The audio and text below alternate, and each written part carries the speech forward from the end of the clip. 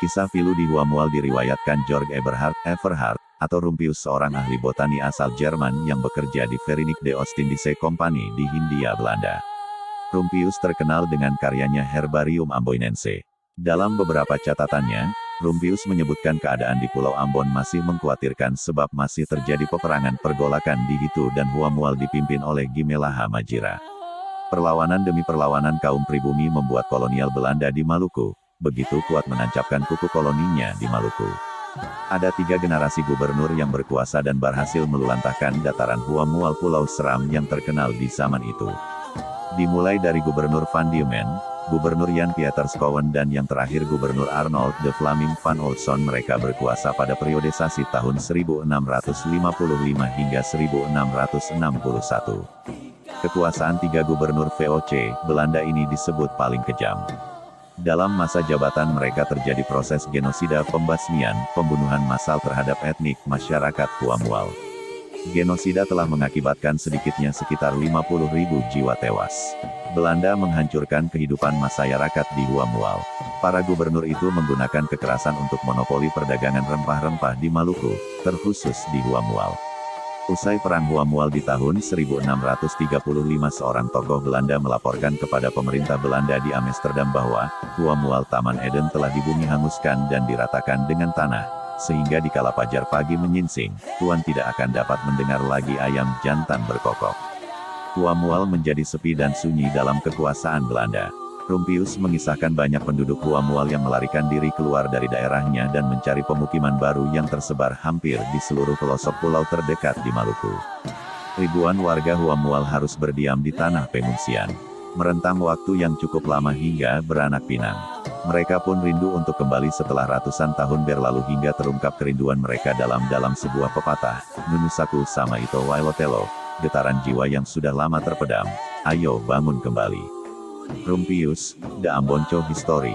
Keinginan untuk kembali ke Nusa Inah Pulau Seram seakan tak bisa terbendung lagi, terlebih saat Pulau Ambon, Lis dan Banda di masa kependudukan tentara Jepang diblokir oleh sekutu. Maut kelaparan di waktu itu mengintai di ambang pintu, hubungan dengan Pulau Seram sebagai daerah penghasil terputus. Namun apa daya dan upaya, penjajahan telah mengekang keinginan masyarakat Huamual untuk kembali.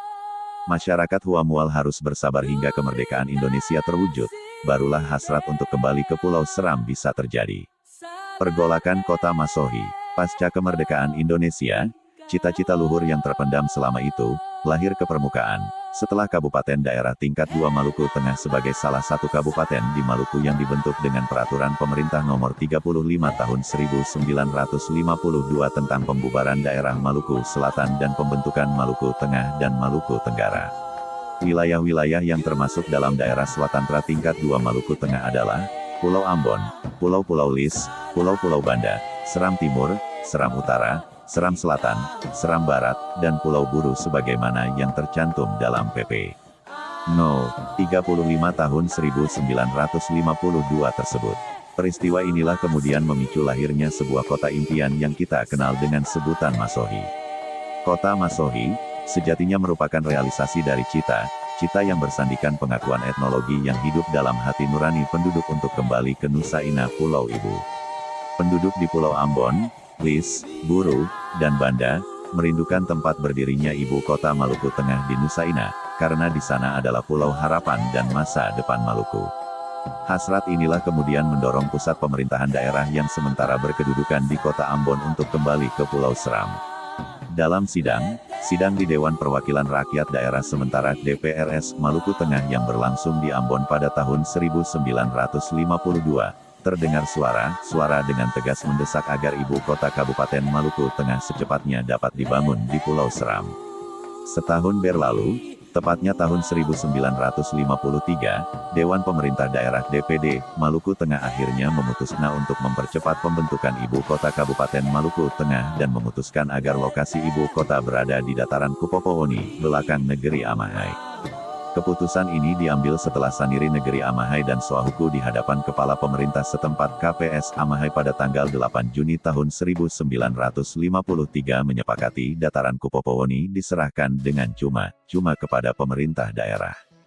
Dataran Kupopowoni yang disepakati kembali dimentahkan, Setelah digelar survei yang menyimpulkan dataran tersebut tidak memenuhi syarat disebabkan kurangnya persediaan sumber air. Saat itu hasil survei menyebutkan debit air yang ada di dataran Kupopowoni hanya sekitar 15 sampai dengan 20 liter per detik. Penolakan dataran Kupopowoni kemudian berlanjut dengan survei dengan mengambil lokasi lain di Seram Barat. Dataran Eti menjadi pusat survei dan kemudian dinyatakan memenuhi syarat untuk lokasi ibu kota. Apesnya, setelah rencana lokasi tersebut diajukan kepada DPRDS, ternyata mendapat penolakan yang begitu kuat. DPRDS menolak lokasi tersebut dan tidak menyetujui karena dipengaruhi oleh kehendak Latupati Seram Selatan yang dimotori oleh pemerintah negeri Amahai, Suahuku, Haruru, Makariki, Waraka, Rutah dan Tamilo. Penolakan ini juga didukung dengan suara protes dari Latupati Seram Timur dan Seram Utara yang meminta agar ibu kota Kabupaten Maluku Tengah tetap berada di Seram Selatan. Maka lahirlah survei yang ketiga kali diulang dengan mengambil lokasi sekitar Amahai yang dikenal sebagai dataran nama. Dataran nama kemudian final disepakati setelah dilakukan otomotivoring DPRDS pada persidangan tahun 1955. Semua sepakat dataran nama sebagai lokasi ibu kota. Tanggal 25 November tahun 1955 Menteri Dalam Negeri Mer. Sunario dan Gubernur Maluku SM. Josan mengunjungi lokasi cikal bakal ibu kota Maluku Tengah. Dan awal pembangunan ibu kota Kabupaten Maluku Tengah dimulai dengan peletakan batu pertama pada tanggal 3 November tahun 1957 oleh Presiden RI Soekarno, sekaligus memberi nama ibu kota Kabupaten Maluku Tengah, Masohi, yang artinya, gotong royong. Di rimba Pulau Seram nan sepi inilah, dataran, nama, berganti nama menjadi Masohi. Tanggal 7 Maret tahun 1957 sebuah perjanjian kemudian kembali digelar antara pemerintah daerah dengan Saniri Negeri Amahai dan Haruru yang dilanjutkan dengan perjanjian tanggal 21 Agustus tahun 1957 yang bersisi penyerahan secara cuma dataran, nama, sebagai lokasi ibu kota Kabupaten Maluku Tengah.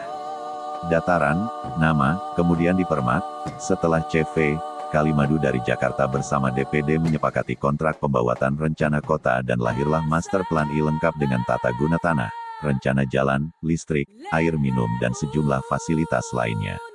Surat Keputusan DPD Maluku tanggal 25 Juli tahun 1959 nomor 38, DPDD kemudian menetapkan terhitung tanggal 17 Agustus tahun 1959 pemindahkan tempat kedudukan pemerintah daerah Maluku Tengah dari Ambon ke Masohi ditandai dengan penanaman pohon beringin di lapangan Nusantara.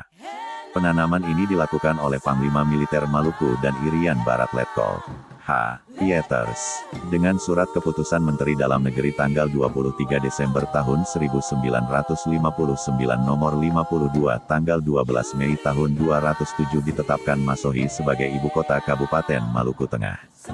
Motto, jangan jemu mendaki kalau mau ke puncak cita, menjadi pemantik semangat pembangunan ibu kota baru ini. Masohi tumbuh begitu pesat, dan saat kunjungan Presiden RI Soekarno yang kedua kalinya di Masohi tanggal 19 Juni tahun 1959 Bupati pertama Abdullah Soulisa memberikan laporannya bahwa pembangunan ibu kota diletakkan dalam tempo yang sangat tinggi. Walaupun tidak didukung material yang memadai di samping momok birokrasi dan kekurangan dana yang merupakan hambatan utama dalam pembangunan ibu kota, namun karena sifat hakiki dari semangat pembangunan adalah semangat pionir, maka semangat pembangunan kota Masohi tetap berjalan. Catatan, sejarah kota Masohi. Kini Masohi telah menjadi kota nun asri, sejuk dan tertata apik. Gambaran ini akan hadir di setiap benak orang yang berkunjung ke sana. Masohi memang meninggalkan kesan yang cukup baik. Berada di poros Nusa Ina, Masohi tumbuh dengan sejuta pesona. Banyak sudut yang sudah berubah. Kesan kumuh yang tersisa pasca konflik komunal pecah perlahan ditata kembali. Metropolis sudah terlihat, berkat tangan sang pemimpin tua Sikal Abua. Meski demikian, keindahan Masohi tidak bisa menyilaukan mata, karena Masohi masih harus berbenah. Karena kota Masohi di usia yang ke-62 harus menjadi kota industri yang menjanjikan seperti harapan para pendahulu, Nunusaku sama Ito Wailotelo, Dino Patisahusiwa. Itu sejarah kota yang ada di Maluku Tengah, yaitu kota Masohi. Jika teman-teman punya rekomendasi cerita, berita, sejarah, ataupun seputar dunia, silakan cantumkan aja di kolom komentar. Aku